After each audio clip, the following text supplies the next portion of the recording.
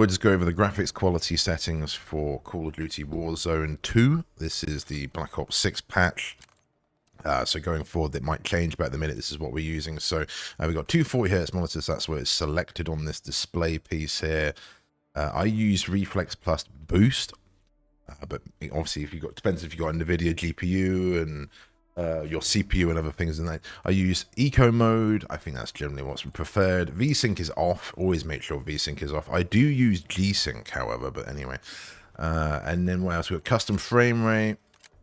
Does it say I limit it to, I mean, it should be 240. I do the 239, it's 240Hz monitor, just mainly because I've got G-Sync, as I said, and it will mess it up if I go over, but that's not going to happen this game. We lock the menus to 60, and then actually going to the quality, render scale needs to be set to 100, dynamic resolution, upscaling, AMD FSR, and this variable rate shading in this global quality setting.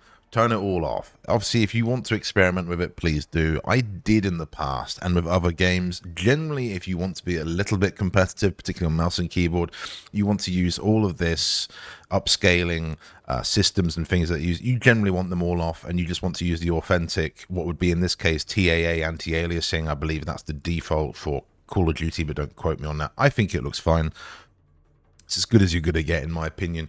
But you want to definitely make sure the render scale is on 100 here, because if it's any less than that, you're not going to actually have a true 1080p experience, and that will just look terrible. I had a look into VRAM scale. Some people say anywhere from 70 to 90. I've left it at 70. It feels fine for me. Obviously, it tells you your VRAM usage down here. And then this is basically just going over your main details and textures. You just want high, with off on the depth of field because I don't like it, but each to their own. High on the quality and high on the particle. This is the only settings that I've chosen to high to keep this game looking as good as it does. It's definitely one of the best looking games. It's particularly the free-to-play series.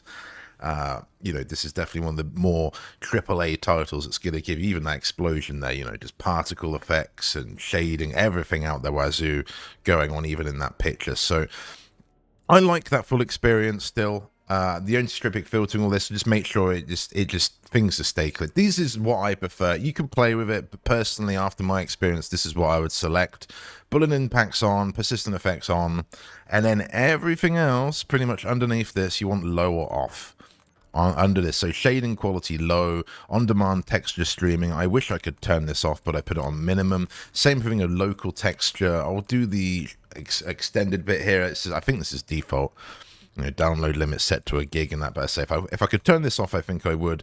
Noticeably, what I think they're streaming is maybe like the weapon textures, because I've noticed some bits of operators, like Domino, who's an operator that's come back, some parts of that operator or some parts of weapons can look a little bit blurry, and I wonder if it's maybe because of this, but I'm not too sure. It doesn't bother me because obviously I can see people fine.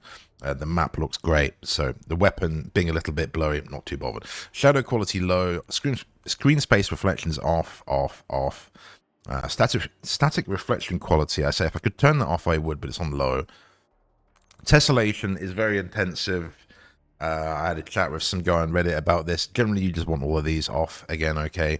I think some of these, like water grid volumes, I think some of these I could have...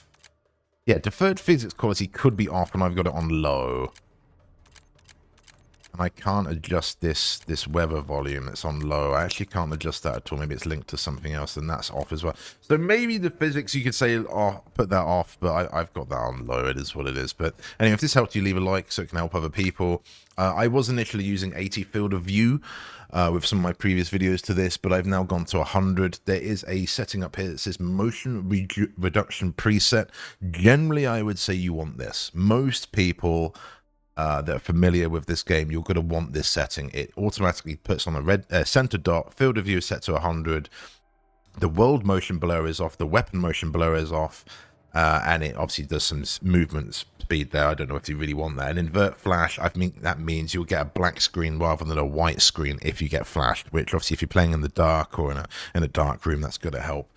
And I use weapon field of views narrow just to make it a bit smaller, but if you're on controller and you're on a big TV, I would genuinely recommend 80 field of view. The default is 90. 80 was what Warzone used to be on console, and I believe it was locked.